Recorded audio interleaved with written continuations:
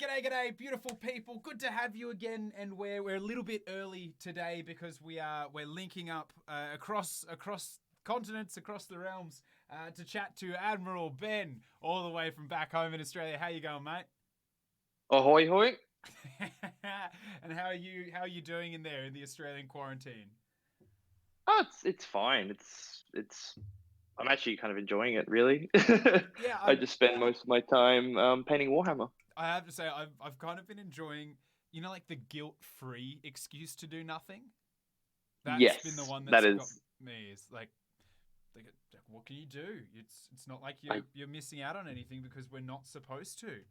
We're they're not supposed to, no, no. you got to be there and you've got to do absolutely nothing. That is what is required of you. So yeah, I'm Yeah, I'm digging it. I guess it's a little bit coming into winter in Australia, so it probably makes it easier to. a little bit. Yeah, I have been found I have been drinking a lot more, Oh which yeah. is a worry. Oh yeah. Speaking of, I'm just going to add a little bit of orange soda water to some spiced rum because spiced rum we're getting like airborne tropical, so that's what I'm going to drink. Cheers, everybody. Nice bang, g'day, beautiful man. Vanilla Sass g'day, coming in with a moo in the chat. Exciting. And actually, Vanilla Sass, you'll probably be in on some of this because I know that you played KO and then sold your KO, and I believe are now starting KO again. The great circle of life there. Hope that wasn't a secret. Tomb King Tristan, good to see you, mate. And so yeah, I guess to give a quick. Actually, do you want to run by your quick backstory in War Dollies, just so that like basically just flex on your why you matter, you know? Well, I don't. That's the thing. I don't. I'm just some wacky dude on the internet that just like talks shit and tries to do something a bit different than everyone else. And But they were your yeah, first love, right? Like they stole your they they heart. they, they were my first official AOS army. Hmm. And uh, I played them for a year, and then I switched to the Knife Ears Yep, for I've like even two whole years. just because I'm still not over that. It's actually in the scrolling banner that you might be a bearded knife ear trader. But I am, yeah, yeah, yeah. but so you But went from recent flying dwarves to water elves. Water Elves, yeah, Hmm. which were fantastic, which is a totally different army to play. Hmm. And then ever since the new book has come out, I've become a lot more jazzed and excited for the new KO again. Hmm. And to celebrate that, I decided to redo my army entirely. Yeah, well, yeah, and The craziness that is redoing it, because I was just so disappointed with my color scheme of mm, my old army, and after painting my Deepkin army like crazy, it was so much fun. I had to go back and do my KO army, just like I had to do it justice. well, the thing I'd say as well is having seen because KO was they were your first Age of Sigmar army, and really that was your first major painting like project as well, was it not? Yeah, exactly. Yeah. So Yep, it was. and I've told so many people that I have never seen a glow up quite like your painting, in that like your not that they didn't look good, but your KO were very mechanical and like heavy wash and things like that, and they looked great on the table, but then it was literally like you went from 10 k's an hour to 200 k's an hour because the level of detail and specificity that you went into with your deepkin was just freaking astounding. And so I'm really glad that you've gone back to your KO to take all of the skills that you learnt on the elves to bring them back to the bearded folk. Yeah, exactly. I because I knew how all the kits worked, Mm. I had a really good idea on like conversions and stuff. Mm. And so I have this massive like couple of boxes, Chinese takeaway containers of just old dwarf bits that I've just gathered from people over Okay. the last 2.5 years. Well, yeah. Okay. So speaking of, let's throw up your Endrin Master in dirigible suit.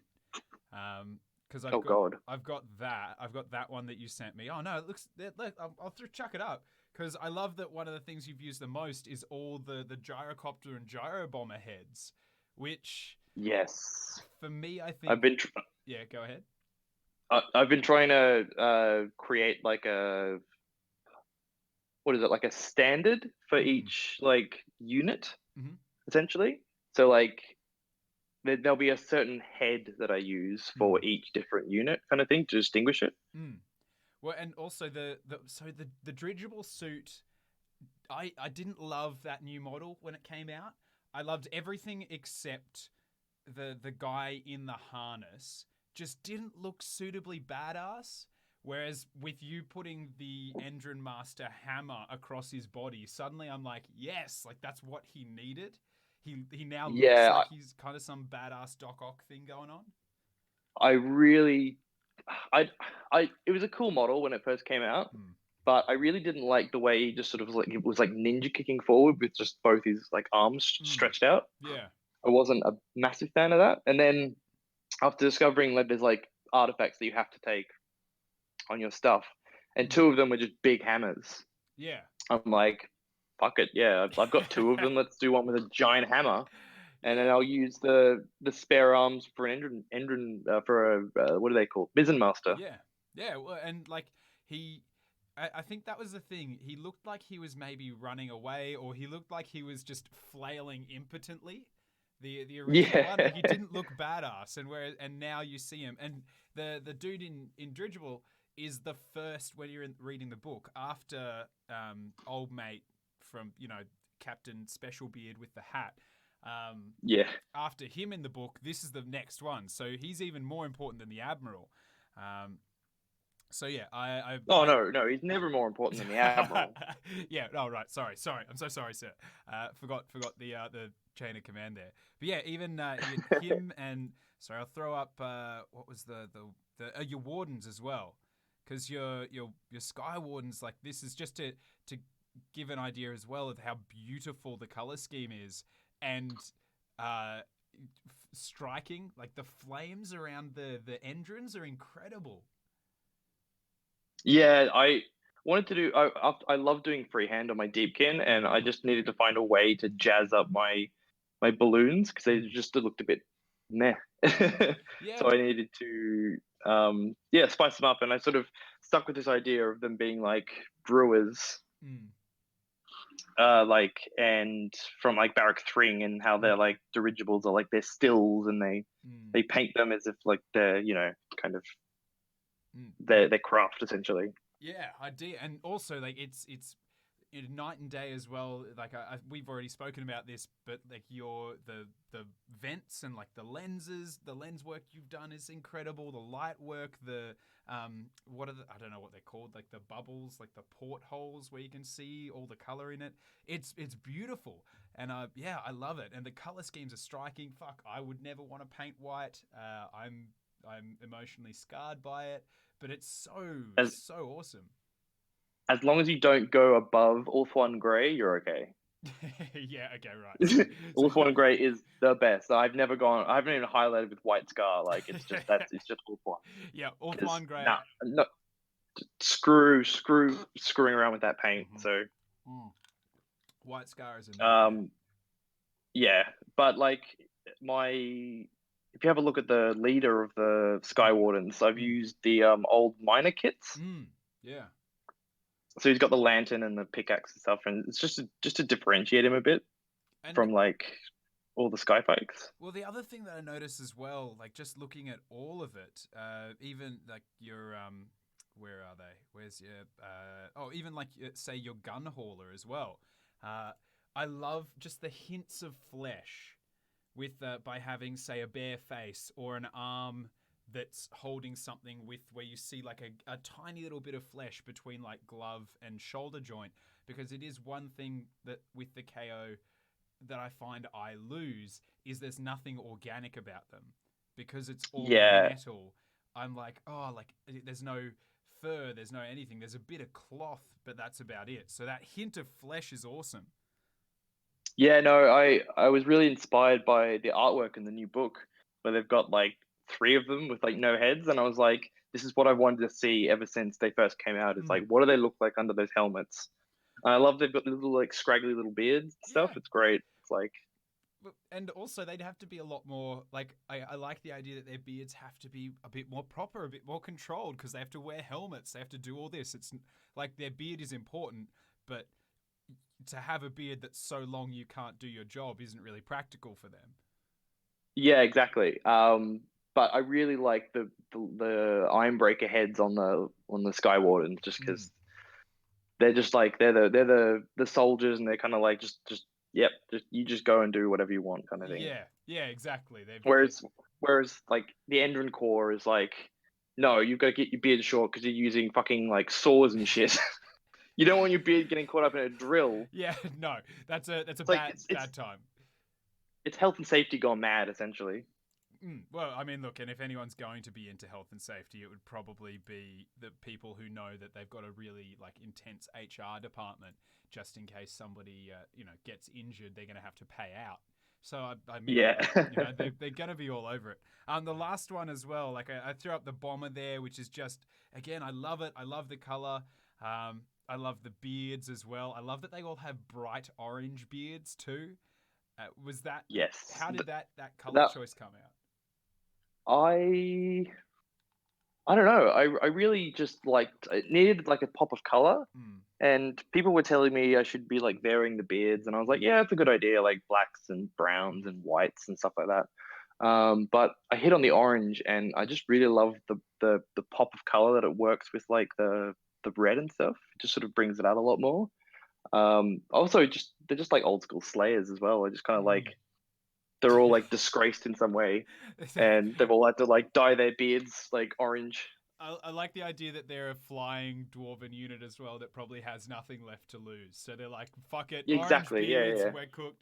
See, Yep. I seeing your army made me kind of regret a little bit how I painted the beards in mine, because one of the first few I painted were these bright like red beards on a couple of Yeah. miners, and I loved them. But I was like, oh, I can't paint that on every beard. That'll look silly, because this was old Warhammer, which was like a bee's dick more realistic. I am not gonna say it's like realistic fantasy, but just a bee's dick, tiny little bit more Yeah. Yeah. realistic. And so I was like, I can't all have bright red beards. But now in hindsight, I'm like, fuck, I wish I'd given them all bright red beards, because it's so striking and it's great. The Yeah. la- It looks really good. the last unit I'll throw up there as well, just because it's absolute sex on legs, is the drill unit that you've got going on. The Oh, the using the old Grundrats. using the old. So can you just? And I swear we'll get into the list stuff soon. Everybody in the chat, we'll start hitting it and quitting it very very soon. But these models are amazing, and they're using possibly my favorite bit in all of Warhammer, which is the old steam drill from the old miners. Steam. Yeah, I really wanted to make some KO themed Fire Slayers, Mm-hmm. because I love the, as we'll get into in list building, I love the Gromrath Berserker Mm. as an ally for KO, and I decided I had these conversions way back from Mm. like when I first did my KO army. I just got some Thunderers, and I just sort of did some stuff, and I thought maybe I'll make some characters out of them one day, and I ended up coming back to them. Mm. And when I did this army, and these were some of the first models I painted the scheme on, and yeah, like I just love this idea of like their disgraced like rune sons Mm. that have found their place in like the Grund Corps Mm. as like specialist close combat units. They And the steam drill just seemed to fit perfectly, like angry dwarves with giant like jackhammers. Yeah, it's that lovely balance between, say, violence and and honor. Like they lost because, yeah, losing your honor in Fireslayer society is going to be like the worst thing in the world. So to be able to turn around and find some in the lands of the sky people, for sure. Yeah, it's I love it, and I love that kind of blending of technology too, because it's one of the few units that looks martially violent, and I love that. That's just, yeah, that's sex on legs. Yeah, some of the dwarf units, just old dwarf stuff, just fits so perfectly on the Kharadron. It's Mm. just, well, I don't have to do like very little converting at all. Like usually it just fits straight on, and it's like it's done. Like Yeah, it's super easy to do, idiot and it looks proofed. fantastic as well. They just sort of fit just well enough with the technology, level of technology, that it's sort of like, you can get away with it a bit. Yeah, it's like when with the I remember reading a thing about Nighthaunt where they were talking about when they design a new army, where they take it from. And the thing that they were saying was like with the new Nighthaunt, they used the old what was his bloody nugget's name called? Ghost dickhead with the scythe. Can Wraith. The Can Wraith, yes, that's the one. They used the Can Wraith. So they took the Can Wraith and they used that as kind of the outline for all of them.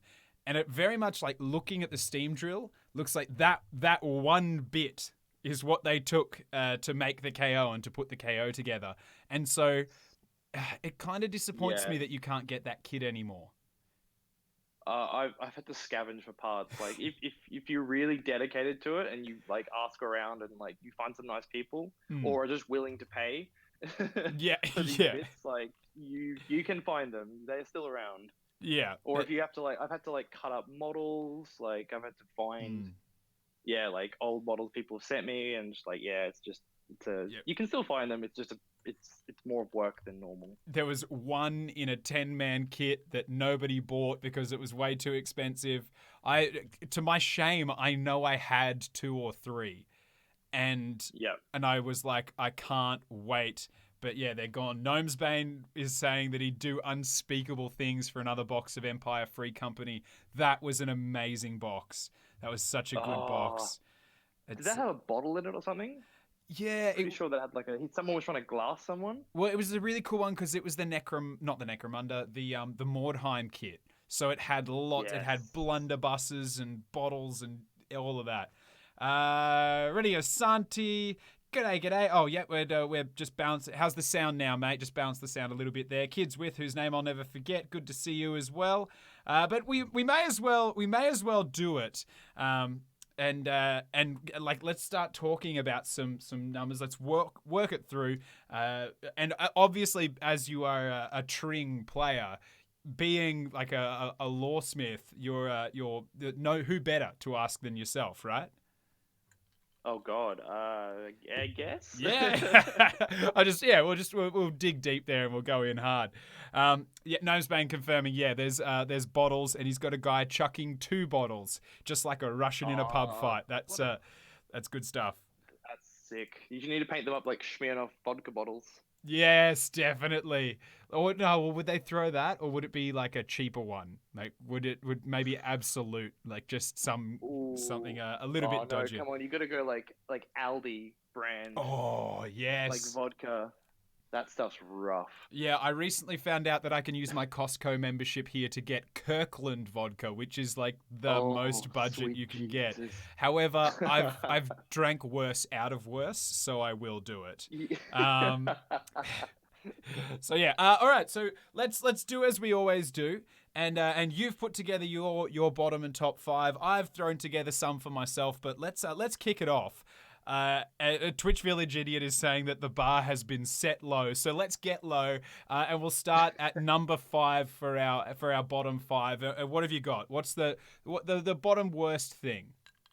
The most disappointing thing in that book. Wait, no, the least most disappointing thing. Most disappointing. Yeah. We'll start at the bottom of the bottom and go to the top of the bottom, and then we'll go at the bottom of the top and go to the top of the top. Okay. Just like, when you're too scared to jump off the high diving board, so you go off the lower diving board, but that one's still scary. That's where we'll be. Yeah. Okay, fair enough. Yeah. All right. So the bottom of the bottom. Okay. Yes. So the least disappointing of the disappointings, the sort of the middle child, let's call it, is Barak Nar. Yep. Just plain old vanilla missionary position, Barak Nar. No, they're not even missionary position. They're just some over the clothes grinding. Yeah, exactly. It's like, I was really hoping that they would make them a bit more interesting. Yep, for sure. With the new book, like seeing they're all like the cover boys and everything, and usually like, yeah, they do a pretty good job on like the cover boys being like a relatively decent sub faction. Well, it's like Hammers of But Sigma, right? You'd always go for yeah, yeah. yeah, and it's just like, it's just a bit meh. Like they did such a good job on all the other Skyports. Mm-hmm. It's just they kept this one almost exactly the same as its old form, and it was just like, yeah, giving all my characters lots of unbinds, great, yeah, but like currently with Zinc running around and like death and stuff, it's just like, why bother? Doesn't matter. Like, yeah. like there's no way you're gonna be like trying to dispel like plus 13 to cast and stuff like that. Like, yeah. Screw it. Or like fucking Hallowheart running around. It's just like someone. I've just got to a point where I play Hallowheart people. Just roll your dice. Yeah. And if it's a 6, there's no point in me even trying to unbind this. Like you just automatically get it off. Yeah. If you just cast it, let me know. But if you're going high, let's not even talk about it. But yeah, I also if they roll it and it's a 1 or a 2, I'm like, maybe I'll think about it. But even then, if it's a 1, I'll be like, if it's anything higher than a 2, I'll be like, nah, just you will automatically getting this off. Like, there's no point in me stopping this. Yeah, this was actually, funnily enough, this was my second, like my number 4 most disappointing thing. Okay. Because like you say, they're the poster children. They're the Skyport that I'm the most interested to know about and to live in, because they're the cosmopolitan Skyport. You know, like they're like more like a one of the free cities than anything else. They're like the London of the Kharadron Overlords. And they're all about like science and reliability, whereas Urbaz is kind of about advancing tech and pushing the boundaries. They're more like the Silicon Valley of the Kharadron. If we're going to name all this, like name a city after each of the Skyports, there's definitely one. Yeah, for sure. But these guys they're supposed to be those grounded. But yeah, I was expecting more where Tring can ally in Dwarden units. I was expecting them to be able to maybe ally in or like have in their free cities or elves or something. But realistically, they're a bit of a wet fart. In fact, they're not even a wet fart. They're a dry fart. They're not even interesting. Yeah. Like. No, I know. It's just like, yeah. I mean, I'm sure some people will take them and they do well with them. They're just not. They're just a bit not interesting, like, at all. Their character is not having character, which unfortunately is not exciting. So that was your 5. They were my 4. What was your 4? Let's go through yours. So the second of the most disappointing was probably the. I don't know. Sorry, I've got like 2 here. Yeah. Probably the chemist. Yep. How like if like we did a show pre-book, like he'd be at the top because he's like the best thing about that whole army. Yep. And he's just dropped significantly down. Oh yeah.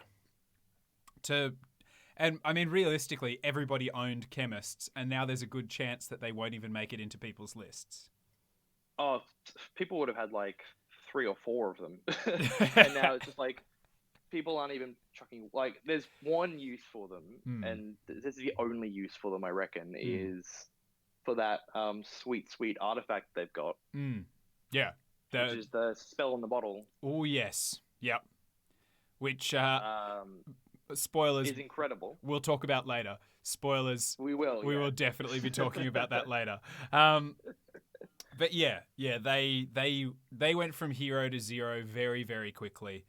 Yeah, exactly. Yep. Their buff isn't worth it as much anymore. They used to be insane. Now it's just kind of like, Like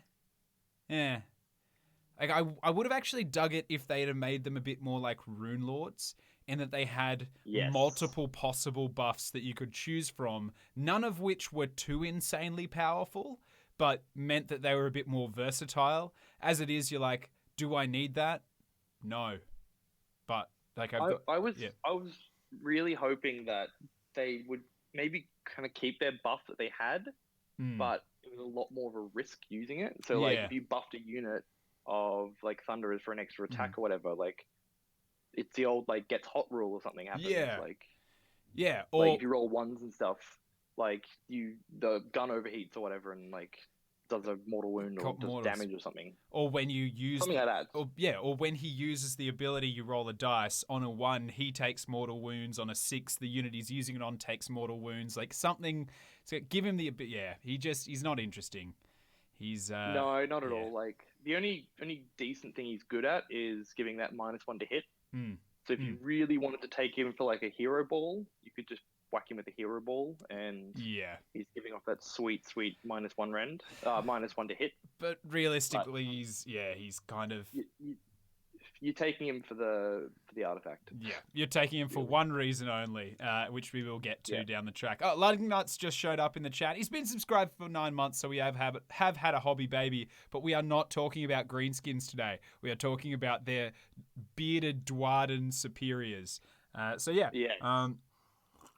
One more thing to add on chemists. Yeah. I think the Nightbolt Warband chemist is way better than the generic chemist. I actually didn't. I completely skipped his war scroll. Largely the Night Vault warbands. I didn't even think about it when they come out.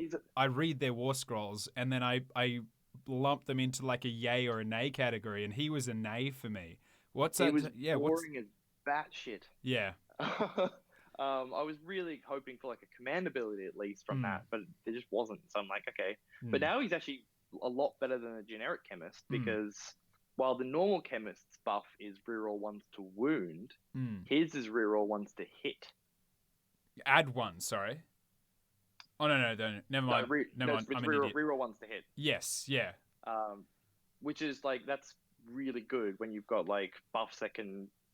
You're hitting on 3s mostly, so rerolling 1s to hit saves you from using an Aether Gold chair. Yeah. And then you can use your Aether Gold chairs to get the reroll wounds kind of thing. Yeah, true. So he is. We might see him, and he's also got some ablative wounds around him in his little team that he can throw around. Lugnut suggesting that Stunty's a grot poop, but he is just very uneducated there, unfortunately. Yeah, well, I think that's what all greenskins eat, right? Is just grot poop. I thought they just ate their own poop. They're like monkeys, but instead of flinging, they just eat it, right? Don't fling that precious food away. Yeah. Jesus. Yeah, no, that's obviously that's also why their breath smells so much, because their lips are permanently attached to their bum holes, a bit like a human centipede of orcs. Anyway, this is a very pro-beard stream today. Yeah, let's move right on to that beautiful image there.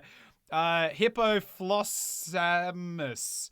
Hippoflossamus is finally catching a top 5 actually live as opposed to the podcast. Nice, good to have you here. Lovely to meet you. You've just got to eat it from 6 feet away, Gnomesbane suggests. And with that horrifying image, let's move on to what was your next. My next one was, and I know this might be controversial. Okay, yep, love a bit of controversy. For the unit that I'm about to say, Grunstock Thunderer rifle teams. Pure units of Grunstock Thunderers with rifles. Very disappointing. Yeah, yep. They used to be amazing, and now the ones with, I'm just specifically saying the ones with rifles are very disappointing.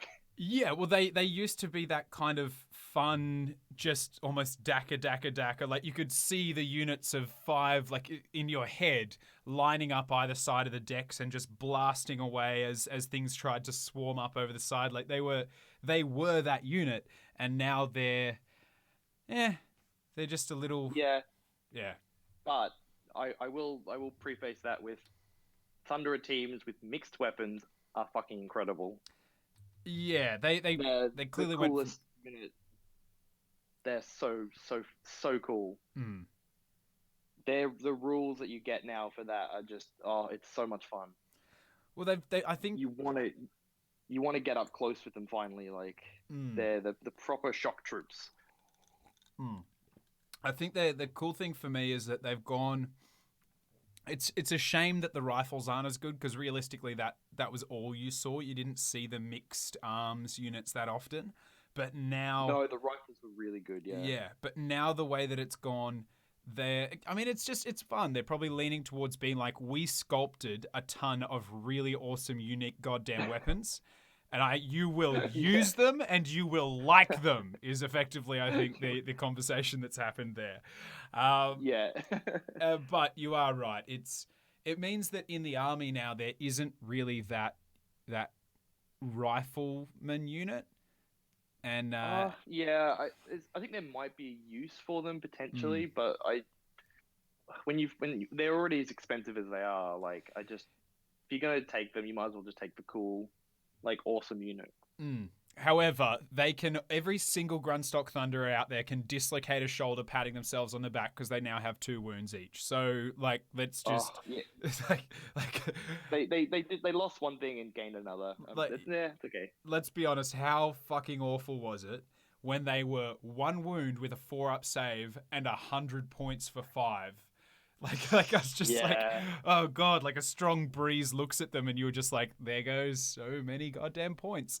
Yep, it was rough when you got like spelled and was like, oh, there go 6 of them. Yep. Oh, yep, there. Or even just like 3 wounds. 3 wounds. You're like 60 points. 60 points of dwarf killed for by some freaking grots with bows. Not that greenskins are better than dwarves. Not that they're better than dwarves. That's obviously a blemish on their otherwise stellar records. But, bad things happen every now and then. Okay, yeah, Grunstock Thunderer Rifleman. Okay, we're getting towards the top. What was your second most disappointing thing? Second most disappointing thing probably was the light skyhooks. Oh, yeah, okay, right. Going from hero to zero. Yep, definitely. I don't know why they needed to change their range on them. Yeah, yep.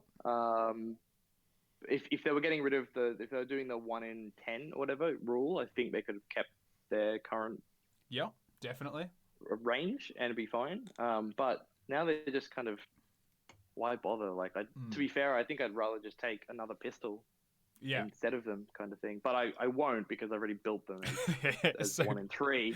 But like, I feel like a pistol is way more useful than that light skyhook now. Like, just that one shot, like Hail Mary shot, it's just more Excel spreadsheeting that I don't need to do in an army that's already got like Excel spreadsheets of weapons that I need to remember. It's just like, no, sorry.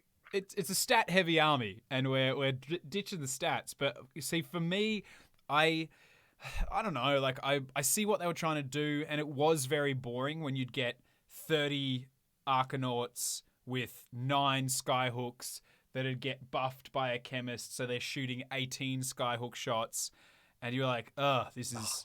But when you've... That was obnoxious as all hell. Like, the most boring build that you could do with KO is like, the Arcanaut spam with fucking 24 light skyhooks. But unfortunately, it feels like the knee-jerk reaction has been not to fix, like the little bits and pieces, but has just been to like punch through the chest cavity of the light skyhook and rip out every element of the still beating heart. Because if you think about it, they took away the increasing the attacks by 1 by changing the chemist, and then they changed it to 1 in every 10.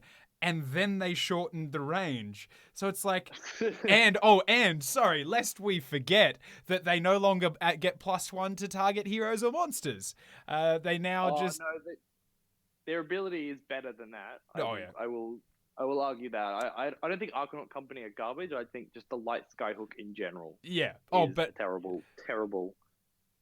I mean, there was this perfect storm of light skyhooks that were amazing, and they systematically took everything that made a light skyhook good and took it away. And let's not forget that skyhooks used to have cool rules where, like, taking 1 would let you move a little bit, which I really kind of liked. That was on the ships. That was really fucking cool. Yeah, and now it's just like, charge rolls are re-rolled. You're like, oh.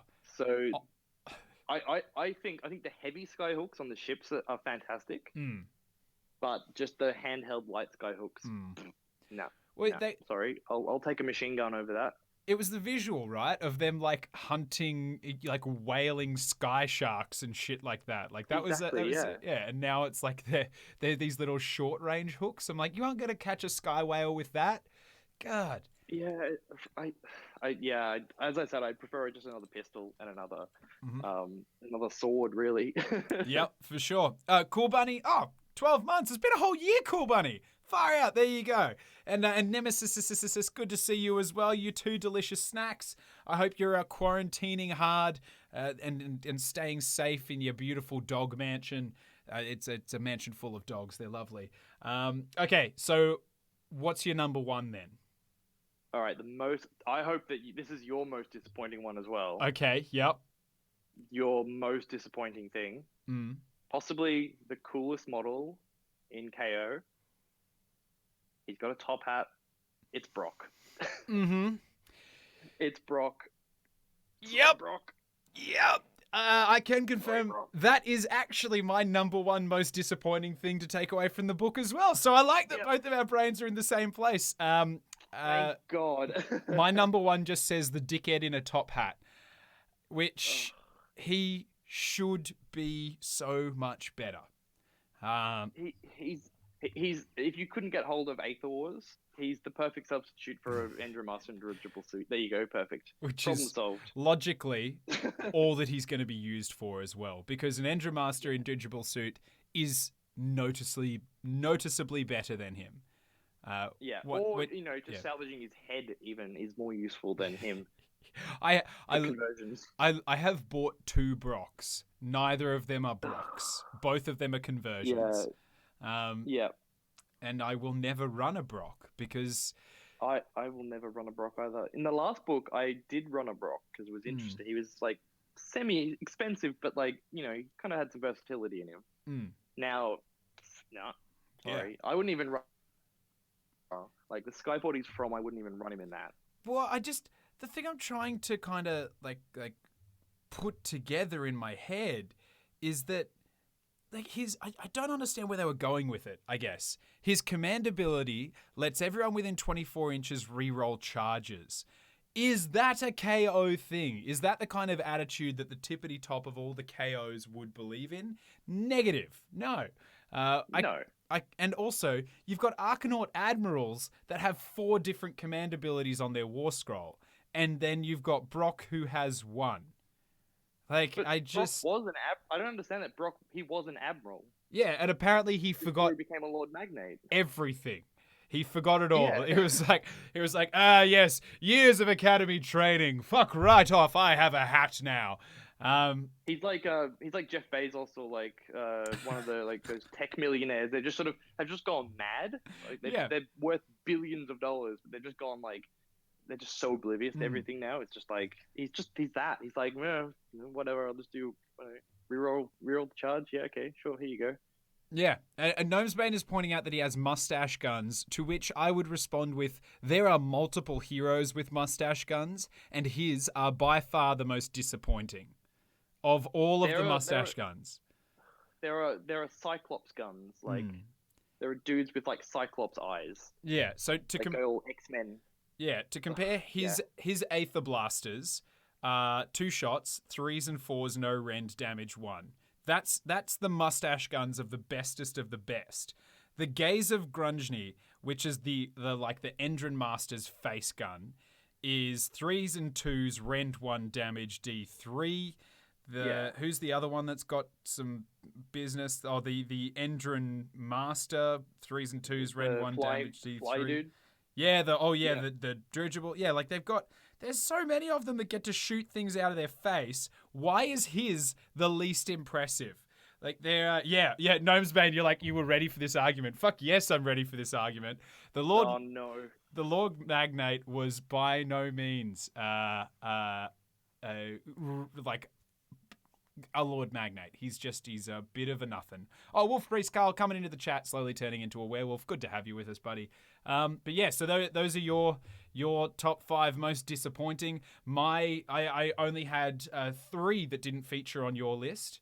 My number 5, it just scraped in because Nosebane just saying that I had the mustache gun thing queued up and just was hoping someone mentioned it. And yes, and you activated my trap card by talking about mustache guns. So my number 5 was, it's not necessarily a bad thing, and maybe it's not disappointing. Maybe it's just a limiting thing. And you and I spoke about this, and you had a completely different view, which is why I think it's not necessarily the same for everyone. But they have a really high paint detail level. So for someone who wants to start, that looks at the KO and tries to paint one, like even an Arcanaut, they have really tooled up belts. They've got so much little detail. They've got spanners, they've got pouches, they've got buckles, there is a lot of really, really small detail built into them. So for people that maybe aren't confident painting, or it's their first time jumping into the hobby, they're probably going to be looking at grey plastic for a while, and it could kind of defeat them. So that one for me, there are no models in the army that you could just buy one and paint and be like, yeah, I can do this. Where most other armies, there's a unit or there's a model that you could buy and do and be like, okay, I can learn on this. Whereas KO, it's just like the detail level is the tippity top. So that's why that was in my 5. Yeah, no, I kind of agree with that in some respects. Like there are some other units that are a bit more more armored up, less like detailed. The more cloth there is on a KO unit, the more complex it tends to be. Yeah. But sorry, go ahead. I think as long as you keep it like, if you're just trying to paint them like for the first time, just keeping it simple, generally like metallics and like an undersuit color that's just like one color, and all your like webbing and stuff that's just like one color as well. It's not too bad, but I get what you mean. Like it is. If you want to go all out, then go all out. Like and then when you got boats covered in rivets and things like that. But the flip side, I guess, to that is if you're looking for the painting challenge, like just looking at yours, the amount of detail work you've put in is what makes them so stunning and makes them stand out. So there, I guess it swings and roundabouts. My number 4 was Barak Nar, same as yours. We've already spoken about that. My number 3 was actually the command abilities. I found the command abilities in the KO book very lackluster. Really? And just so just to super quickly run through them, right? There's not many. There is not many, if any. Not many, if any. How many dudes got command abilities to go? Anyway, I'm not going to keep doing that. That was bad. There's so the one that I think is cool and really, really themey is the Endrin Master in dirigible suit, and the Endrin Master is because like letting you re-roll the repair for Endrin riggers. It's cool because it's themey. And it's building a connection between the two units. We've spoken about Brock's one. Brock's is hot shit. Doesn't even matter. Now, the Admiral. Okay? Let me run you through the Admiral's command abilities. One of them lets him pick a vessel that he is garrisoned in, and it can shoot even if it ran in the same turn, in an army that has lots of abilities that let you shoot if you've run in the same turn. Like that ability is already there in a few other places. However, like situationally useful, but not always. Second one, if he's garrisoned in it, he can let that vessel re-roll ones in the shooting phase, which is already a command ability that he has, like as a generic command ability. So thank you for giving us that.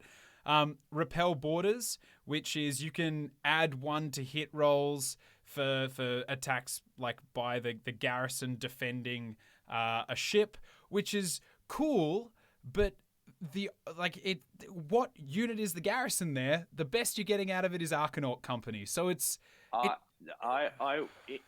for future spoilers, I have a way around that. And okay. I think that command ability is the best command ability the Admiral has. Yep. But we'll talk about that a little later. Okay. So that one is probably the best of them, and the last one up and at them is you use it at the start of the charge phase, and you pick one unit wholly within 12, and you can re-roll charge unit rolls for that unit. Why in all of the good fucks would you use that command ability instead of the one that lets you re-roll a charge after you fail it? Let me just put a circle around that and ask that question. So you can either go, I might fail and burn a command point to get a re-roll, or you can roll the dice, see if you fail, and then choose to roll it again. And then choose to reroll. If it was like if it was all units within 12 inches, for sure, it'd be a different story. But if it's just you pick a unit, it's just I don't know. I don't know what they were thinking. Like, why even bother? Like, unless this is like a hint about what they're planning on doing with like 3.0 is getting rid of those generic command abilities. Yes, exactly. But, that's and then it becomes a lot more interesting. But yeah, there's two in there that are like interesting. I think the run and shoot one is okay because only Barrack Morna gets that ability. Or if you build your own Skyport, which is suddenly a kind of appealing idea. Yeah. But I mean, most of the time you're flying high with the ships anyway, so you don't really need to run ever anywhere. I mean, maybe unless you like, I don't know, unless you're really severely damaged and then you want to get somewhere. I don't know, like. Yeah. Anyway, he used to just give that ability to just the ship he was in. Like you never used to spend a command ability for him. Like it was just like.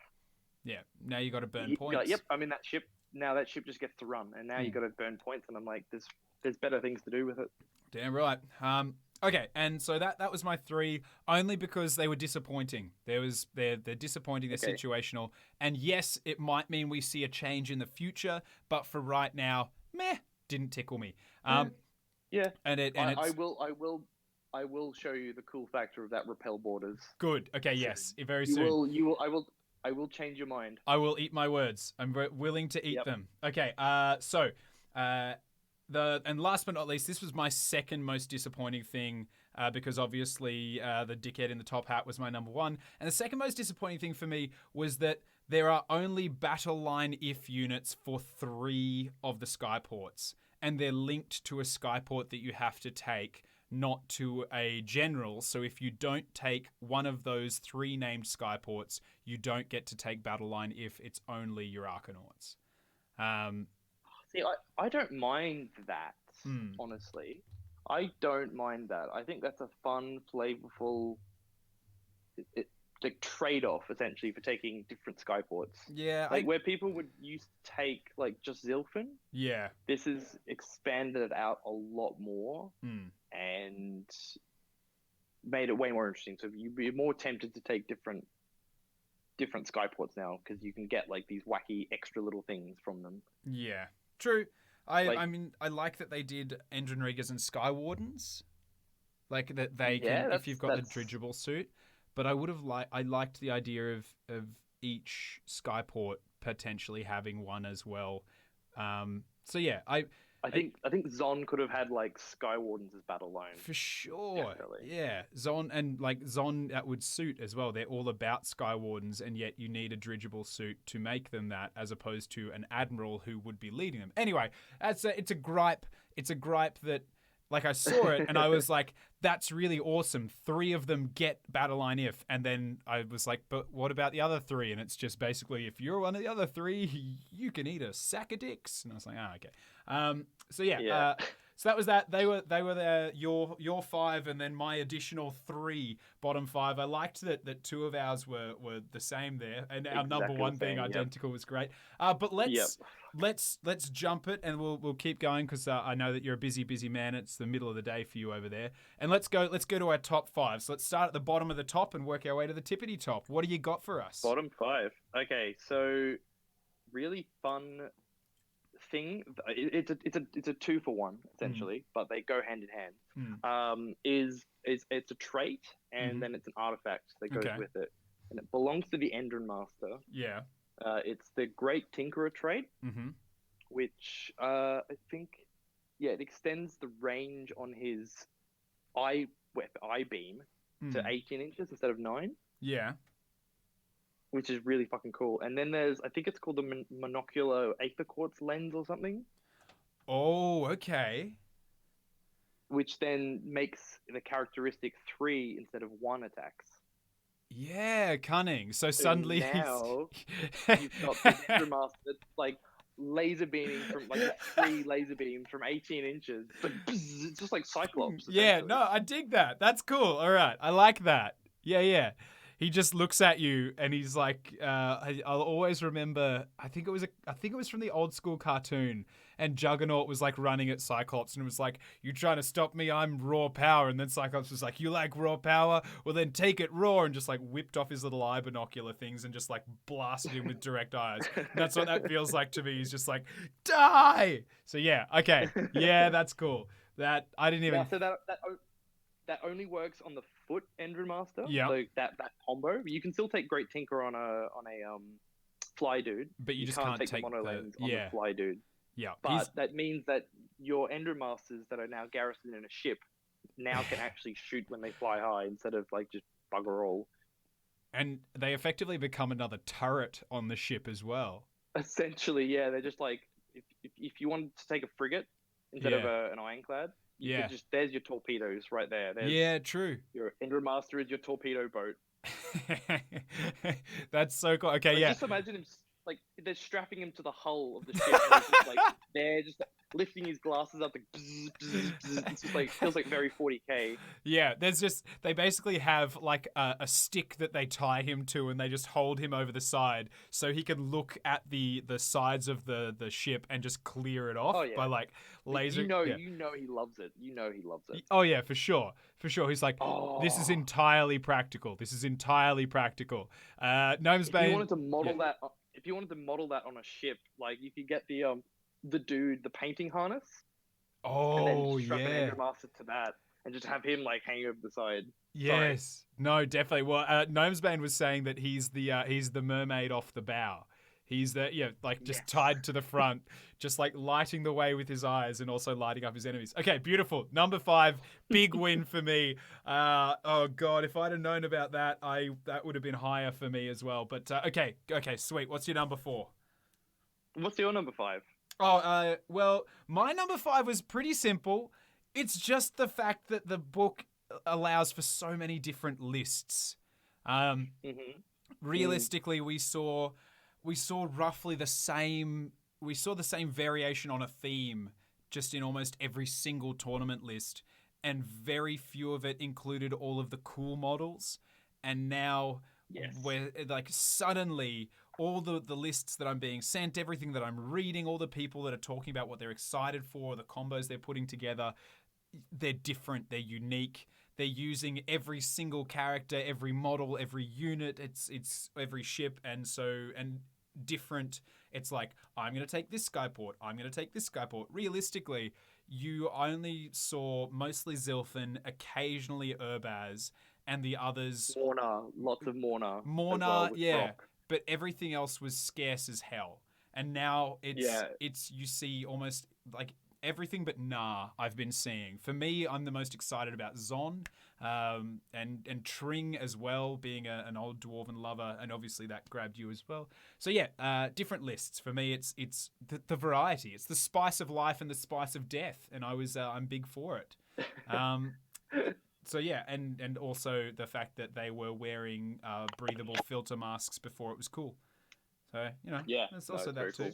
They're prepared for COVID-19. They were also up in the sky, and it's not airborne. So I'm pretty sure they've got some kind of shutdown on all of their trade routes. Anyway, if people listen to this in 6 months' time, hopefully you don't understand what we're talking about. And this is old news. Okay, so what's your number 4? Number 4 is the classic, the thing that was so overlooked in the last book. It's the gun hauler. Ooh. He's gone from 0 to hero. Yeah. In fact, I'm gonna piggyback, because my 4 is just the ships in general. Is the glow up, the gun hauler being the biggest glow up, but the ironclad getting an extra point of armor, being more durable, the frigate same, like just the glow up of all of them. But yeah, the gun hauler by far the biggest. The cannon change, like the shrapnel and the solid shot is like, it's so good. Yep. drill And like, cannons as I know well. most people, yeah. Oh, the drill cannon on a 5+, it does 3 mortal wounds. Mm-hmm. Like on Yeah. the gun hauler is like incredible. Mm. It's oh my god, like that little dinghy is like, it used to be so shit, and now it's like the cream of the crop. Yeah. Yeah. Exactly. And I Cheap as hell. I think anyone that's drawn to the KO, not, and I'll put it to the chat. Anyone that's drawn to the KO, is there anything other than the boats that initially grabs you? Because I think that's it, right? Like you see the boats and you're like, God, that's awesome. I want that army. And then in the last book, you read it and you're like, I probably have like one frigate or one ironclad, and that's it. Yeah. And Yeah. now, yeah. I think that the frigate pretty much remained unchanged in most of its ways. Like the cannon is still the cannon, and I mean its carbines are quite nice at 2 damage, but it relatively stayed the same, which is nice. Yeah. The ironclad, on the other hand, poor boy, that's a scary thing now. And also the glow up of them being garrisonable is just huge. So like the frigate, that was the best rule. yeah. Yeah, because like that was the question I was always asking: is what the fuck were they all doing when like the boat was floating past something, and they're like, "No, boys, everybody downstairs. Not until we get off the boat. Can you? No, we gotta." As they're getting off the boat, they're like, "The one with the rifle shoots. The one with the ammunition reloads." Like they couldn't do shit. Where there's all in, and then you read the book, and it's all fucking stories about them firing off the decks and clear, and like one of the weapons is called the deck sweeper. Deck sweeper. Oh. Like, what do you do? Oh, it's like, oh yeah, we called it that, but it's actually because it's got a broom attachment that we use for cleaning after. It's like, no, fuck off. So yeah, it's a portable gurney. And the fact that there's an engine work that makes your gun haul become a transport. Yeah. Oh, best change ever. I mean, it's only a capacity of 5, but a unit of Thunderers, of Grundstocks, on a gun hauler, suddenly that thing is just like a little tugboat of doom. Yeah, or you put the chemist and his little warband on there. That's the size. Get on that as well. Yeah, or you take your super dude with his laser beam and put him on there and just throw him out to sacrifice him, sure, but he goes down in a blaze of glory. Oh yeah. Gnomesbane saying the boats are the reason you play KO and they're worth it now. Wolf Priest Carl reminding us that in previous editions, the reason they probably didn't shoot off the boat is because it was proper manners and etiquette, which are, important during the maelstrom of battle. So yeah, I'm glad. And then then the rules changed after the whole Nagash thing. So they're like, well, yep, looks like we got to unsuper glue those hatches, boys. Yeah. They basically there was an article and they just put a post-it note over it, being like, "You may now shoot," and they're like, "Oh, thank God, we've been waiting for that." God. Oh, did you get the memo? The amendment. The amendment. Yeah, the amendment. Yeah. I just think it was like some conspiracy. I think Endrin Masters are like sign writers. Like they will just write whatever you put down, and even if they won't even check the spelling on it, so they'll get a return hit. Yeah, so yeah, now the definitely. Yeah, are like, oh, we've just sealed all the gun ports. That's fine. No problem. Yeah, and they're like, oh, now we're gonna shoot out of the ship. Okay, well, we're gonna have to put hinges on all these. Well, we'll get to work on this. They are. Also, your engine stuff and your brake stuff, I'll replace them as well. Like, yeah, definitely. They're basically, they've been told money is no object, or like you bring the ship in for work and you're like, I just need an oil change, and they're like, yep. So we went ahead and we ripped the whole engine out. And we just slapped some more armor on it, gave it a few more windows. It's a convertible now. We turned your Prius into a convertible. Enjoy. Yeah, definitely. The gun hauler by far the biggest, but for me, the ship's going from like not really that, like literally needed as a delivery system for your like Zilfin Doom drop to being awesome. Yeah. Night and day. Oh, yeah, for sure. That was the smartest thing that I think Jervis wrote the book, and it's like that is just the most genius thing that he decided to put in, and it works perfectly. It's such a gorgeous system, and it makes the army dynamic as well, because it's a slow army and unique. Yeah, exactly. Yes, so unique as well now. Like, Yeah. Some like I know stuff are getting like terrain pieces are getting like garrisoning things, but like it's just these move and like move around the board and they're so interesting. Like and all the garrison rules and stuff. It's so good. It's such a just a nice little up they needed. Yeah, for sure. And like quite well balanced as well with like the changes to all the ranges and stuff of everything. So like if you fly high with stuff, anything with a 9-inch range or below you can't shoot because you're just out of 9. Yeah, so which kind of works. It's nice.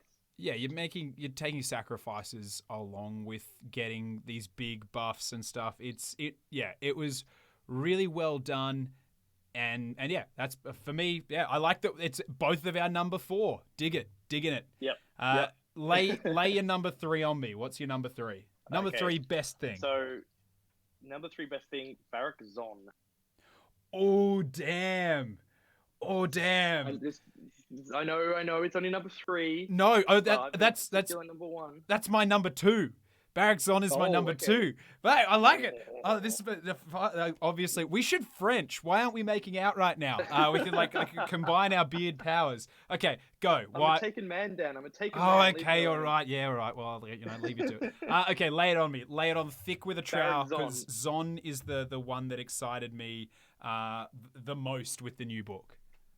Yeah, so after the new book came out, I watched the entire series of Hornblower again. Mm-hmm. And reading the lore of Barrack Zon reminded me entirely of the British Navy. Oh, and just the insanity of it. If any of you guys have, don't know of Horatio Hornblower, the series is called Hornblower, and it's just like this guy that just moves up the ranks over like 5 or 6 seasons. It's BBC. It's like an hour and a half each episode kind of thing. And it's just like it shows you like proper like how everything works in the. It's similar to how they did Sherlock, basically, like limited seasons, long episodes. Essentially, yeah. And it's so good if you're a KO player and you want some like proper Navy inspiration, naval terminology. Yeah, it's like that's perfect. And after reading the lore of them the first time, I always wanted to run them in the old book because there was some ways you could kind of make them work. Really shit, of course. But you could do something like okay, but now they're so good. Yeah, oh my God, they're incredible. So my number 3 was combat. Was just like the improved combat of the entire book. Like I wouldn't say that. For example, the Admiral having a reasonable number of attacks. Yes. Compared, and like what that for me ties in with is Zon, in that Zon was supposed to be the combat guys. They were supposed to be they're off the ships and charge, and if you wanted to play a combat army in KO, you couldn't previously. You could try for like an Endron Master buff, Zilfin drop, what are they called? Endron Rigger spam army. But ultimately you couldn't create a combat army. And in a game that's so much about movement and positioning and pushing units off objectives, Zon was supposed to be the answer for that. So that's why kind of 3 and 2 for me. 3 is that they now have some combat options. Not many, but some. Yeah. Some like between artifacts and Zon and whatnot. And 2 for me was basically Zon and Tring, because I thought both of them were amazing. I was a little disappointed by the hit roll on the Sky Wardens not changing. Yeah, true. Yeah, that always confused me. I was like, they're meant to be like the elite of like the Sky Fighters. Like, can't they hit on 3s? Like everything else in the game hits on 3s now. Like, please, no, they're just like woo. So they get improved in Zon. That's why I like Zon even more because like they now hit on 3s and it's like oh, this is incredible. And when they get out of the boats as well, they get +1 to hit and wound. So they're getting, I think, isn't that it? Or is that only if they come? I think they get like a free disembark. I think they get a disembark or something after flying high or something. Yeah. Or 1 unit once per game or something. Yeah, there was something about them that I think it was Zon. Anything that disembarks and charges gets a buff, and then Sky Wardens get more. Wait, where was it? No, it's only when you make a charge, so you don't need to have disembarked. You Oh, just have to right. make a Okay. charge. You just got Everything to gets run in. +1 to wound, Yes. Add 1 to and wound then the Sky rolls Wardens. if they charge, and add 1 to hit rolls for Sky Wardens as well. So they get +1 to hit and wound when they charge. Yes. So the Sky Wardens are now 3s and 2s. Yeah. Which is that's Endenrigger, like that's Endenriggers right there. Yeah. And Endenriggers don't even benefit from that at all. They're just like they're still 2s. It's like, yeah. But yeah, I like them for that. So what else? Like Zon, basically, you like that martial aspect? I love that martial aspect. I love the whole like the lore. Like I love how they're just hinting to like Admiral Nelson. Yeah. And like there's definitely like a character. The artifact is really cool. You just get an extra 2 attacks on your weapon. Yeah. So like you put that on an Admiral, he's up to 5 attacks. So you put that on a Endred Master, he's up to 5 attacks. Oh, yeah. It's amazing. And then the trait is incredible as well. It's just like if your character dies, you roll a dice on a 2+, he just comes back again. Comes back to life. On full wounds. Yeah. And it doesn't carry over any other wounds that you may have suffered. So once he dies, that's it. It ends, and then on a 2+, he just comes back alive with full wounds. Yeah, he's like, I ain't dead yet. It's perfect. It's beautiful. I dig Zon as well because for me, compared to all of the Skyports except for Nah, I find really interesting and I want to play.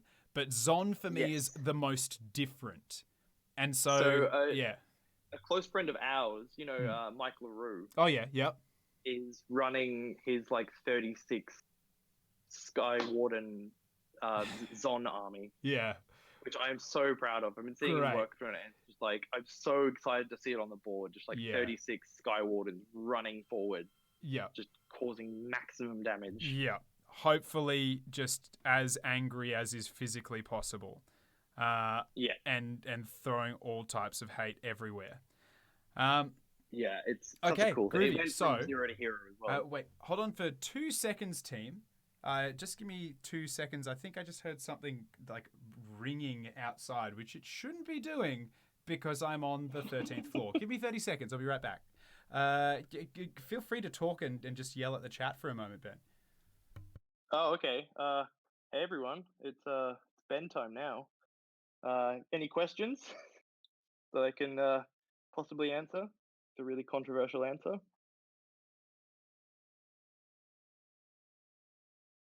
Nope. Okay. Well, let's talk about the Navigator. I think the Navigator's okay. He's pretty cool. His ability's better.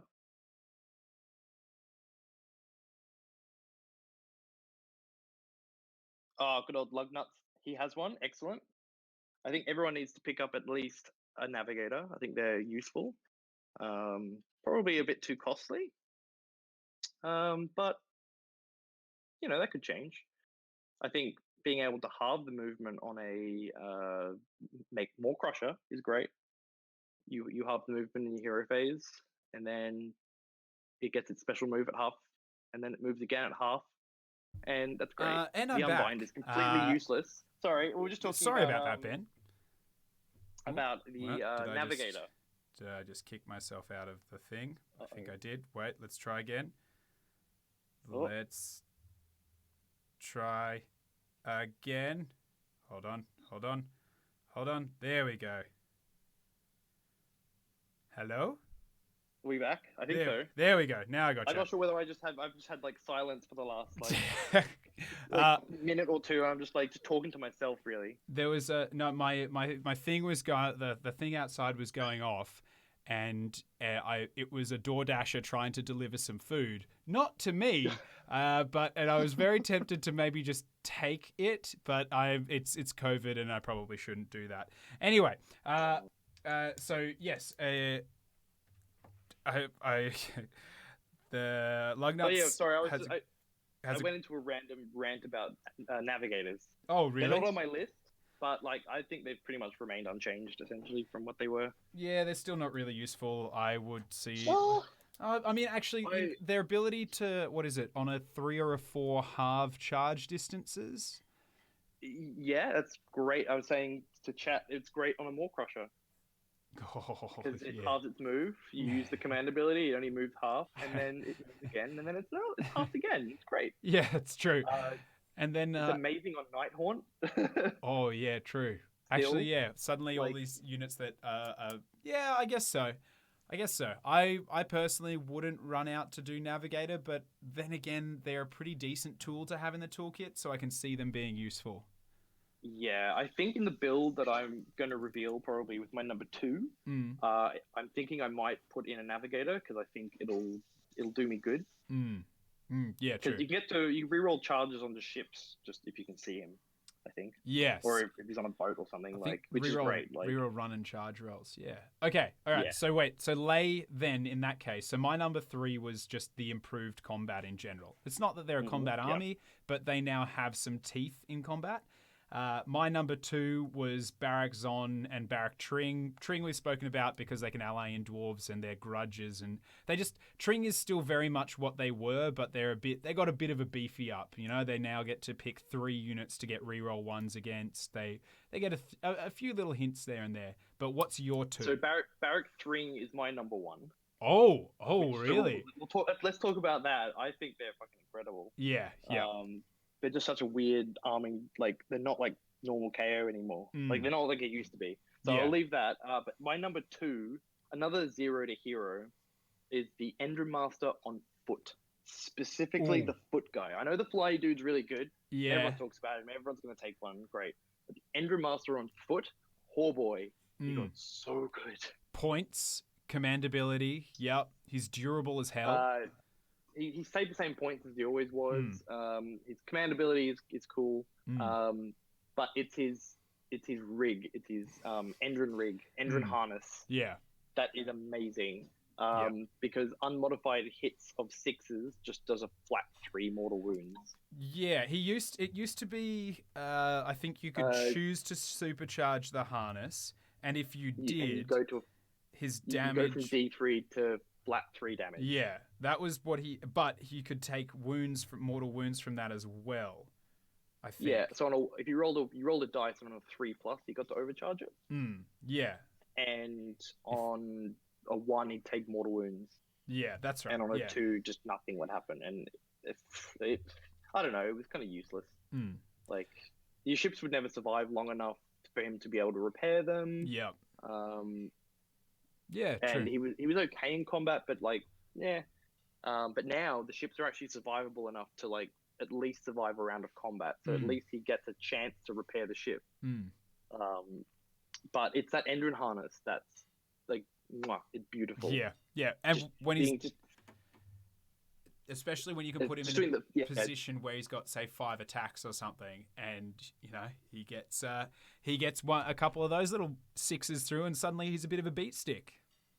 Oh yeah, for sure. The amount of times that I've rolled 6s and just done like the flat 3 mortal wounds or flat 6 mortal wounds against something is just like, oh my god, it's incredible. Well, it gives him a chance too. It does, yeah, and they're still pretty good in combat. 3s and 3s. Yeah. 3s and 3s. Rend 1 damage D3. He's a bit of a tank. All right. Much better than he was before. So I'll reveal the secret now of my current build. Yeah. Okay. So which is into your number 1, right? Kind of. It does also bleed in, but I'll mention it now because we're talking about them. I have a list currently where I run 3 Endrin Masters on foot. Okay. And an Admiral. Okay. In a frigate.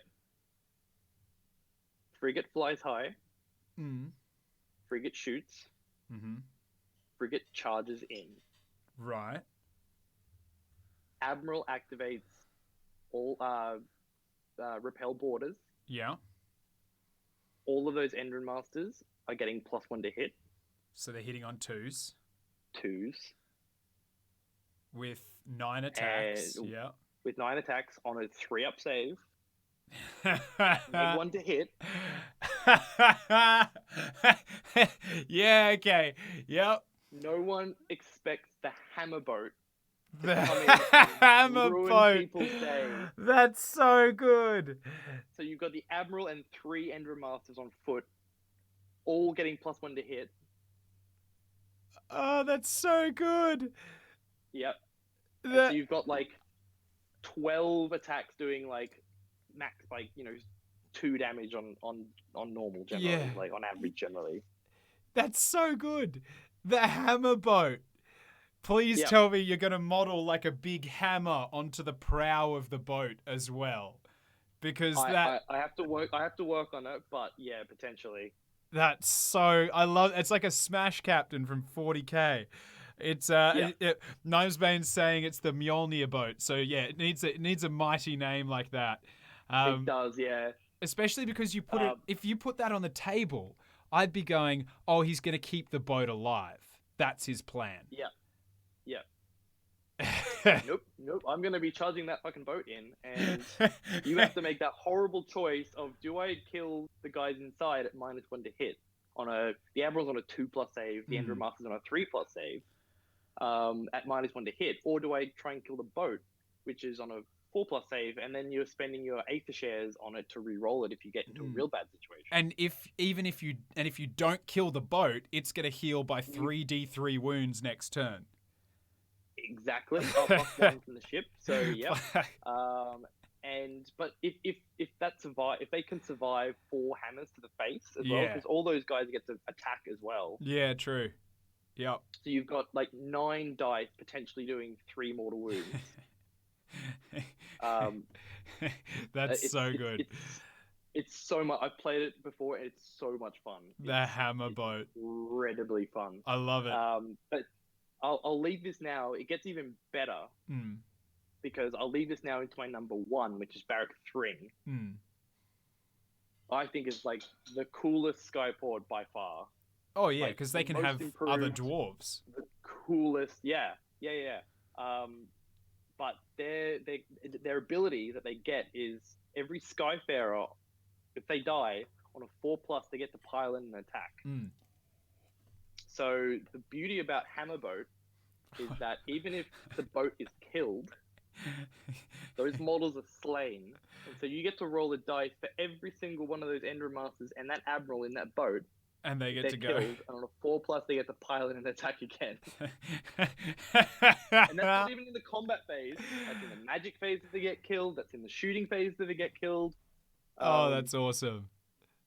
So you've got this built-in redundancy as well. They're like, that's why I ended up doing Slayer beards for them. They just get to try and hit you back. Yep, that's great. That's so good. So it's been so much fun to play them like that. It's like no one expects the KO going into combat. Hammerboat is the gift that keeps on giving, and I'm so glad that that we're living in a world with Hammerboat. I'm glad. Yeah. I hope the world can take this and go nuts with it. Yep. That's a beautiful thing right there. I wish that I could run it myself. Like that would be an amazing thing. It's like, it seems almost quite orky, so I feel like Lugnuts should be proud of that one. That seems very aggressive. Yeah. So my number 1, which like we mentioned at the very back end of things earlier in the show, is an artifact. And it's I think I know which one it is. Spell in a bottle. It's the only reason to take it. So for those who don't know, let me read you what Spell in a Bottle is, and it's exactly what you want it to be. Gnomesbane is already spreading the good word of the Hammerboat. He's already spreading the love there. So this Aether Chemist has used his alchemical arts to transmute an endless spell into an inert gas and trap it in a carefully crafted canister. When the canister is shattered, the endless spell is freed. Pick one endless spell. Any endless spell can be chosen. All restrictions are ignored, but you must pay any points required for the model. Once per battle, the bearer can automatically cast that endless spell. Do not roll 2d6, and it cannot be unbound. So basically, let me just float this by you. Your dude is chilling out there, and then suddenly he just like Hadoukens a Everblaze Comet out of his hands, or he's just like, hey, you know the Skaven Warp Vortex, skadoosh, there it is. Yep, here you go. Like especially, I was thinking about this in a Barak Mornar list, because Barak Mornar can redeploy a boat at the start of the game, which means that you can then bust that open in the hero phase, and you can wrap trap something hero 1 from the safety of the deck of your boat. Or God help you if you have Darkfire Demon Rift. Oh yes, God help them. But that's the thing. Like I just looking at all of that, you could choose any endless spell. And there's no FAQ. There's nothing. It's just any endless spell. You have to pay the points, but you get it. And it can't be stopped. So when I read that, I was like, the possibilities are endless. Like a Taurus. Yeah. But like the thing is that artifact just gets better with age. Yeah. Because more endless spells are going to be coming out for armies. Yeah. So like if Lumineth gets some, like, let's see what spicy things Lumineth get. Like let's screw around with them. Yeah, basically. As you said, Wildfire Taurus is another great choice as well. If you need to get into combat, like for a Zon build, that's incredible. For sure, it's. I want to convert one that's like doing a Kamehameha or like a Hadouken or something, or it's just like and spell and it just fly. Because so for me, the reason it's my number one is the weirdly wacky aspect that I would expect from people that are like technologically like pushing the boundaries, and the thing is it's one once per game ability. It's strong, but it's not going to break the game, and it's interesting. Like shit, you come up against someone and they're like, I got a spell in a bottle, and you're like, what spell do you have? And then they tell you they've got I don't know, the swords just for a little bit of damage. Like it interests me. The downside the downside to it is you obviously have to take a chemist because it's a chemist only artifact. But still, Hadoukening an Everblaze Comet that can't be unbound and just staring Nagash in the eyes and being like, "Where is your unbind prowess now?" That for me is worth every moment. I've been thinking about a couple of. So there's one particular endless spell that I really like, that I think works with that. It's a little bit sort of under the radar, I think, but it's Burning Sigil of Zinc. Right.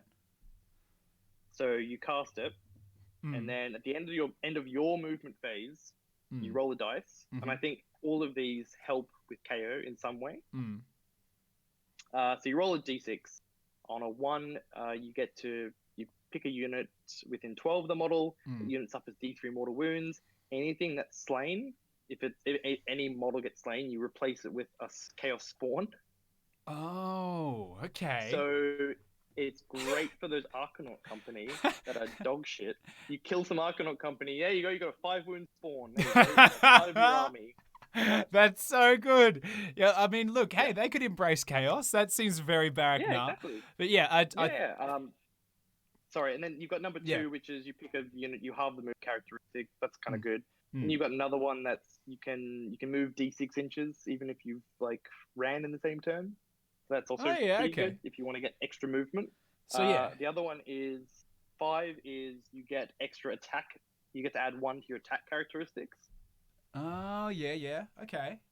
Yep. So a unit you pick, and then the other one is just a unit becomes -1 to hit, which is you put on a ship or something, and then Hammerboat becomes really scary. Then Hammerboat is a horrifying magical nightmare. And so that's why it's my number one, because of everything in the book that provides the most ridiculous versatility and the most room for people to get creative and create their own stuff. And I just it feeds me. Wacky, yeah. But I'll talk about Thring because I think it's really fucking good because you can because of the aspect that you can take other Duarden units in it, which makes it such a way more interesting army to like build and paint as well. Yeah. Because if you get sick of painting like armored gas mask dwarves. You Mm. can just throw in some old miners. Yeah. Because they have the Duarden keyword. You can take all of the old dwarf stuff, which is really cool. Oh, I didn't even think of that. Yeah, true. So you can take like miners, like a 30 block of miners that jump up, just pop up out of the ground. The one that There I you go. don't like is you can take Legion. Don't love that. No, you can't take Legion of Asgore. Oh, really? They don't have the Duarden keyword. This is the best news that They I have have their ever own- heard. They have their own wacky Oh, yeah, keyword, they call Dawizar or themselves. something like. Yeah, that's right. Draz, Yeah. whatever. Yeah, that's like, right. We don't need them. I'm pretty sure I've given Rob but- shit about that before. Yeah, I should have known that. Yeah, no, you can't take them. You can take a Chaos Hell Cannon though, because it's got the Duarden keyword. Oh, yeah, of course. Okay, yeah. No, all right. But you've just got access to all this stuff. Like you can take Thorgrim Ironbrow, Oh, yeah, true. like Throne of Power. You can take the old Anvil of Doom. Even just, I mean, I'm even thinking of in a list like a unit of hammerers would be just to give you like that infantry punch. Yeah, but you can like I've heard people that they've built like an army that's 80% Fire Slayers in a Thring build. because somehow yeah, cool. Well, I guess take the unit, yeah, and then they can take the allies as well, and they all still work together. oh yeah, because they get the Tring rules. They just don't get Skyfarer, so they can't fly. But Yes, yeah. But I guess if you took a Tunnel Boy... Oh, I'm just thinking of the fun combo. You take, like, 30 of the big stabby death dudes with the big axes, right? And Yes. one of the... what's his nuggets? Runes. Rune. Teleporty Yeah. tunneler. And you'd need a Stormcast hero ally. Because then you use your spell in a bottle to take the cogs... You smash it on the ground and summon the cogs, then you speed up time with that your opponent can't stop and you can't fail.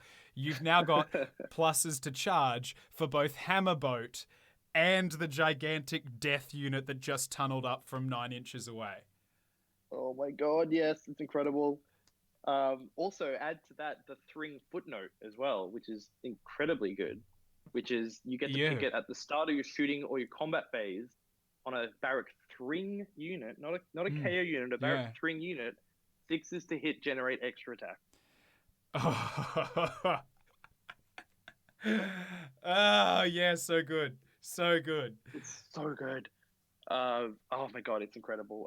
The possibilities are endless. Like, I can now finally run the army I've wanted to run, which is like a skyship army with an attachment of gyro bombers. Yeah. Yeah. And they are actually badass and work together. Yeah. And Thring is the only army except for Mixed Order where you can take Gotrek as part of an army and not as an ally. Oh wow, yeah, I didn't even think about that. You can take Gotrek as part of Barrack Thring. He's already amazing anyway, but like means it frees up your ally points to put in allies as well. But then also, if he dies on a 4+, he gets to pile in an attack again. No, he doesn't. No, he doesn't. That's only for Skyfarers. It's only for the KO unit. Oh, and this is Skyfarers. Damn, that's a shame. Yeah. But I think he does get to do that anyway, right? Oh, yeah, probably. I feel like he just keeps attacking. He's the gift that keeps on chopping. I'll segue this quickly into my Grimwrath Berserkers and why I love them so much. Yeah. Is they pair beautifully with the Thring ability, because when they die, they just get to pile in it anyway. So suddenly everything's dying and chopping. Yeah, and so you've got Hammerboat running around and killing shit, and then you've got like 2 to 3 Grimwrath Berserkers as well, like just escorting some Argonaut company around, just beating the shit out of everything. They're basically their security guards. Like the Argonaut company is Paris Hilton, and they're running around just being like, "No photos." Yeah, good. Lamb D Tram just followed us. Good to have you. Gnomesbane has basically he's lost a friend by the sounds of things, as he has spoken about Hammerboat and broken a friend. So good that we could do that. Good that you could bring that to us, Ben. Okay. Take it, leave it. I don't care. I'm going to be doing it. So, any last words on the Tring front before we wrap it up? I don't. I think the the artifact isn't too bad either. Yeah. Oh yeah. It gives you an innate +1 to hit. So it's good for a flying Endra Master if he's a general, because you're taking some flying boys. Yeah, sure. He just becomes 2s and 2s. Yeah. And then the grudge unit, the log of grudges as well is. Well, yeah, it used to be the same old thing that it used to be. Yeah, it used to be D3 units, and now it's just a flat 3, which is awesome. 3, yeah, it's awesome. It's so interesting because you've got it's another little game you've got to play with yourself before the game starts. Of like looking at the list and being like, what's the key target that this needs to go on to? And I remember playing against a couple of people using that, who, if they rolled like a 2 or a 3, they'd pick that key unit they wanted to die, but then they'd pick chaff units for the other 2. Yeah. Because that way they're like, I don't need to put as much effort and energy into killing chaff if I know I've got rerolls against it. I was like, that's very cunning. It's very clever. But yeah, let's be honest. To tie a bow around it all, the new book lets you take all of the different and interesting, wacky, wonderful units and make more interesting, different, wacky, wonderful lists with them. Like Hammerboat would not have existed this. Nope. But the concept of playing for a combat army other than just one-shotting with a big blob of 9 Endrin riggers, it's unheard of. Yeah, it's what you need. Like you need KO now needs a good balance between having a decent combat unit presence and also having shooting, because their shooting has gone from like super a lot to like okay-ish. Like they're not the shooting army they used to be. They're a techie army now. They're not a shooting army. They're a tech army, and I like that. Yeah, I like that. Which is really fun. Yeah, it's also an interesting game to play against. Not just yes, you drop your army down, you shoot half my army off the table. We roll priority. You won priority. You probably win the game. Yeah, exactly. Now it's a bit more interesting. Yeah. So yeah. All right. Look, that's all from me. Did you have anything last that you wanted to add on the topic of our beardy buddies? No, other than they just did a pretty decent job on the KO book. I'm super excited now. I like it because it's not only, I mean, now that we've had time to gestate and actually drink the book in, it's not only a really fun book, it's not only a really good book, it's a really balanced book compared to some of the books that we've seen. Yeah, but they're going to get punched in the nuts, so it's fine. They better. Dwarves are too short to be punched in the nuts. They don't have knees. Their nuts are too close to the ground. Yeah. Their nuts are too close to the ground. The danger is that they might walk over a tuft of grass and accidentally graze their low-hanging fruit there, but that's okay. They'll be fine. Fine. They're made of, like, steel. Yeah, they got cod plates. They've also got cod pieces on as well, yeah. I just hope that all of the time spent, like with the rules team and the rules designers, they obviously have nothing better to do with their time right now than write better, more balanced rules and get ready for the mid-year update. So I'm crossing my fingers that anything that is a little bit hoofty gets fixed, and then we're in the good spot. But yeah, that's it from me. Thank you very much, Ben, for bringing the old dwarven wisdom into the new age with the new book. My pleasure, my bearded friend. Yes, and I actually do have a co-beard going on at the moment because it's been a couple of years since I grew one, so I thought now is as good a time as any to be a hirsute-chinned follicle friend again. So yeah, cheers, mate. I'll get this put together as a podcast for everybody, and we'll see everybody next week. See you, man. All right. Bye. Ciao. Bye.